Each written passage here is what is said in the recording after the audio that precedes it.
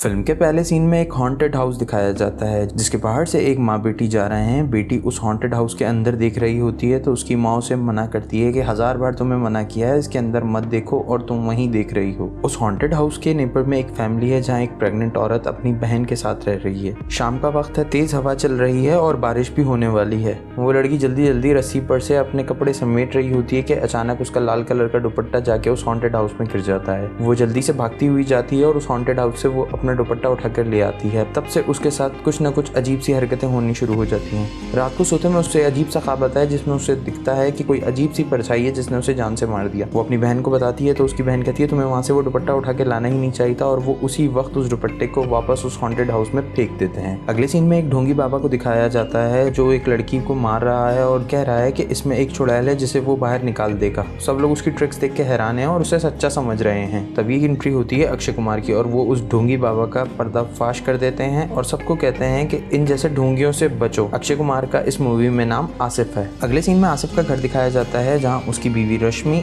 और भतीजा शान है। आसिफ घर आता है। रश्मि और आसिफ की आज वेडिंग एनिवर्सरी है, लेकिन आसिफ रश्मि को ऐसे शो करता है कि जैसे उसे याद नहीं, बट एक्चुअल में वो एनिवर्सरी सेलिब्रेशन की प्लानिंग पहले ही कर चुका है। रश्मि और आसिफ ने भाग के शादी की है, इसलिए रश्मि के फादर जो हैं वो उन दोनों का मुंह नहीं देखना चाहते और 3 साल से वो एक दूसरे से मिले नहीं हैं। तभी इतने साल के बाद रश्मि की मदर रश्मि को फोन करती हैं और उसे इनवाइट करती हैं कि वो आसिफ के साथ घर आए क्योंकि उनकी वेडिंग एनिवर्सरी आ रही है। और वो कहती हैं कि तुम अपने फादर की टेंशन मत लो, उनको मैं संभाल लूंगी। रश्मि बहुत खुश हो जाती है और रश्मि, आसिफ और शान रश्मि के घर के लिए निकल पड़ते हैं। रास्ते में जैसे ही वो हॉन्टेड हाउस के पास पहुंचते हैं तो उनकी गाड़ी का एकदम से एक्सीडेंट होने लगता है और वो लोग बाल बाल बचते हैं। आसिफ और रश्मि को वहाँ देख के रश्मि के फादर को बिल्कुल भी अच्छा नहीं लगता। वो उनसे बात करने के लिए तैयार नहीं है, लेकिन रश्मि की माँ उनको मनाने की कोशिश करती है कि शादी की सालगिरह है और मैं चाहती थी कि पूरा घर एक साथ हो। अगले सीन में बच्चे क्रिकेट खेलने के लिए किसी ग्राउंड के बारे में सोच रहे हैं कि किस जगह जाके क्रिकेट खेला जाए। आसिफ आता है और उनसे कहता है जो हमने रास्ते में एक खाली जमीन देखी थी हम वहाँ जाके क्यों नहीं खेलते। तो बच्चे डर जाते हैं, कहते हैं वो हॉन्टेड हाउस है, वहाँ जाना मना है। आसिफ सब बच्चों को साथ लेता है और कहता है अगर भूत आएगा भी तो मैं भूत को संभाल लूंगा। जब वो वहाँ पहुँचते हैं और स्टंप्स लगाने की कोशिश करते हैं तो बहुत अजीब सी चीजें होती हैं कि वहाँ स्टंप्स लगते नहीं हैं, लेकिन आसिफ जबरदस्ती करके स्टंप्स लगा लेता है। लेकिन जैसे ही आसिफ स्टंप्स लगाता है तो वहाँ बहुत तेज आंधी के साथ बारिश हो जाती है। सब बच्चे डर के मारे गाड़ी की तरफ भागते हैं और आसिफ को भी आने के लिए कहते हैं। आसिफ बच्चों को लेकर घर की तरफ आता है, लेकिन उसके ध्यान में ये नहीं रहता कि स्टंप्स में खून लगा है। आसिफ स्टंप्स को लेके जाके बाहर एक गमले में धो देता है। वो खून उस स्टंप से निकलकर गमले में चला जाता है। बस उसी रात से घर में अजीब अजीब चीजें होने लग जाती हैं। सबसे पहले उस घर में अजीब अजीब सी आवाजें रश्मि की मदर को सुनाई देती हैं। वो उन आवाजों के पीछे जाती हैं तो वो एक परछाई देख कर डर जाती हैं। उसके बाद अगली रात रश्मि की भाभी को कुछ अटपटा सा महसूस होता है तो जाके वो चेक करती हैं तो पता चलता है कि स्टोर रूम में रखा लकड़ी का घोड़ा खुद ब खुद हिल रहा है। वो डर जाती हैं, अपने हस्बैंड को बुलाती हैं। उनके चीखों पुकार सुन के आसिफ भी आ जाता है, लेकिन आसिफ उनकी बात मानने से इनकार कर देता है। कहता है कि ये हवा की वजह से था, वहाँ कुछ भी ऐसा भूत वूत कोई चीज नहीं है। जब रश्मि की माँ, भाई और भाभी तीनों भूतिया परछाई को देख लेते हैं तो वो एक बात पे श्योर होते हैं कि हो ना हो इस घर में भूत है। वो तीनों अपने फैमिली पंडित के पास जाते हैं और उसे अपना मसला बताते हैं कि उन्हें लगता है कि उस घर में भूत है। भूत है या नहीं ये जानने के लिए वो इन्हें 3 टेस्ट करने को कहता है, जिसमें से पहला टेस्ट ये होता है कि वो अपने घर के सेंटर में एक नारियल रखेंगे। अगर वो नारियल घूम गया तो समझें भूत है। सेकंड टेस्ट में उन्हें एक भूखी गाय को लाना होगा। अगर वो वहाँ से भाग जाती है तो इसका मतलब वहाँ भूत है। और थर्ड टेस्ट में घर के किसी एक मेंबर को अपने खून के चंद कतरे घर के सेंटर में रखने पड़ेंगे। अगर वहाँ कुछ ऐसी चीज होगी तो वो आके उसको चाट लेगी। और होता यह है कि ये तीनों टेस्ट ही पॉजिटिव आते हैं और वो ये बात जान लेते हैं कि वहाँ उस घर में एक भूत है। वो जाके अपने फैमिली पंडित को ये सारी बातें बताते हैं तो वो कहता है ये बहुत खतरनाक ताकत है, इससे लड़ने का मुकाबला वो नहीं कर सकता। इसी दौरान आसिफ रश्मि के फादर को इम्प्रेस करने के चक्कर में लेमन ग्रास टी बनाने के लिए ग्रास उसी पौधे से लेता है जहाँ उसने वो खून धोया होता है। रश्मि के फादर तो वो चाय पीते नहीं है, लेकिन आसिफ वो चाय पी लेता है और वो जो भूत होता है वो आसिफ के अंदर आ जाता है। उसके बाद आसिफ अजीब अजीब हरकतें करता है। साड़ियों की दुकान में जाके लड़कियों की तरह साड़ी पहनने लग जाता है, हल्दी से नहाने लग जाता है। पहले तो आसिफ में जो भूत होता है वो भी ये बात छुपाने की कोशिश करता है कि घर वालों को ये ना पता चले कि वो आसिफ के अंदर है, लेकिन बाकी सब घर वाले जब ये चीज देख लेते हैं तो ये बात वो रश्मि को बताते हैं। रश्मि पहले तो नहीं मानती, लेकिन जब रश्मि अपनी आंखों से ये देख लेती है तो वो आसिफ से पूछती है। जब ज्यादा फोर्स किया जाता है तो आसिफ में जो भूत होता है वो उनके सामने खुलकर आ जाता है। तब पता चलता है कि उसके अंदर एक ट्रांसजेंडर की रूह है जिसका नाम लक्ष्मी है। लक्ष्मी अपना बदला लेने आई होती है क्योंकि उसके साथ एक धोखा हुआ होता है। फिर ये राज जानने के बाद तो घर में कोई भी सुकून से नहीं रहता और वो लोग इसका कोई ना कोई हल निकालने की कोशिश करते हैं। तभी घर वाले सब मिलके ये प्लान करते हैं कि वो उसे एक दरगाह ले जाएंगे जहाँ के पीर बाबा हर किस्म के भूत प्रेत को उतार देते हैं। तो वो उसे दरगाह लेके जाते हैं। आसिफ दरगाह तक तो जाता है लेकिन दरगाह के अंदर नहीं जाता। तभी वहाँ एक बाबा आता है और आसिफ में से लक्ष्मी के भूत को भगा देता है। लेकिन वो बाबा कहता है कि ये एक परमानेंट सोल्यूशन नहीं है, उसे उनके घर पर आके कुछ दुआ करनी होगी। बाबा अपने साथियों के साथ आके उनके घर में दुआ कर रहा होता है, लेकिन यहाँ कुछ उल्टा पड़ जाता है। लक्ष्मी जो कि आसिफ पर काबिज है, वो आके उनके साथियों की फैमिली के बारे में उनके डरा के बाकी सबको भगा देती है। सब चले जाते हैं लेकिन बाबा अकेले रह जाते हैं। बाबा अपनी ताकत से लक्ष्मी को आसिफ के जिस्म से तो अलग कर देते हैं। फिर उससे पूछते हैं कि तू कौन है और क्या चाहती है और आई क्यों है यहाँ। तब वो बताती है कि उसका नाम लक्ष्मी है, उसके साथ जो ज्यादती हुई है वो उसका बदला लेने आई है। वो एक ट्रांसजेंडर है जिसको पहले ही उसके घर वालों ने धुतकार दिया था। एक भले आदमी ने उसे पाला पोसा। लक्ष्मी वहाँ उनको बताती है कि उसने एक जमीन खरीदी होती है, लेकिन उस जमीन पर एक बहुत बड़ा बिल्डर कब्जा कर लेता है। जब वो कब्जा छुड़ाने जाती है तो वो बिल्डर, उसकी बीवी और उसका भाई मिलकर लक्ष्मी, उस भले इंसान और उसके बेटे का कत्ल कर देते हैं और उन्हें उसी जमीन में गाड़ देते हैं जो जमीन उन्होंने खरीदी होती है। लक्ष्मी कहती है मैं यहाँ बदला लेने आई हूँ और बदला लेकर ही जाऊंगी। लेकिन बाबा अपनी ताकत से लक्ष्मी को एक बोतल में बंद कर देते हैं और समंदर में फेंक देते हैं। वो आसिफ के हाथ पे एक धागा बांधते हैं। कहते हैं कि 3 दिन तक इस धागे को नहीं उतारना। अगर 3 दिन से पहले इस धागे को उतार लिया तो लक्ष्मी वापस आसिफ के जिस्म में घुस जाएगी। आसिफ जब रश्मि के साथ हॉस्पिटल में होता है तो उसको लक्ष्मी की सारी बातें याद आ रही होती हैं। लक्ष्मी के साथ जो ज्यादती हुई उसका बदला लेना जरूरी है। आसिफ अपने हाथ से वो तावीज उतार देता है और जैसे ही वो तावीज उतारता है तो लक्ष्मी उसके जिस्म में आ जाती है। सबसे पहले वो बिल्डर के भाई और उसके करीबी साथी को मारती है। यहाँ बिल्डर भी किसी बाबा को बुला के पता करता है कि आखिर ये सब कुछ क्या हो रहा है और क्यों हो रहा है। तब वो बाबा उन्हें बताता है कि तुमने एक ट्रांसजेंडर का कत्ल किया, उसकी जमीन पे कब्जा किया और उसे नाहक कत्ल करके उसी की जमीन में गाड़ दिया। अगर तुम किसी तरह पूनम की रात को